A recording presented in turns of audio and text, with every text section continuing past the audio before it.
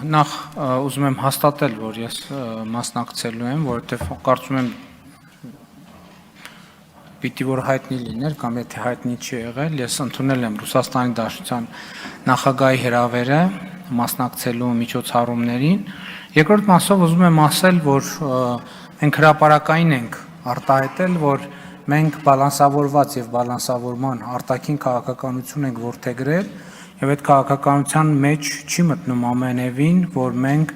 մի ուղղությամբ մեր հարաբերությունները կառուցելու ենք ի հաշիվ մեր այլ հարաբերությունների կամ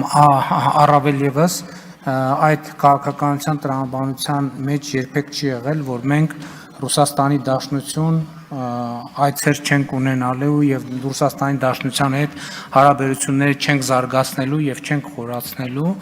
Ինձ համար ճիշտն ասած այդքան էլ հասկանալի չեն այդ մեկնաբանությունները, որովհետեւ բացի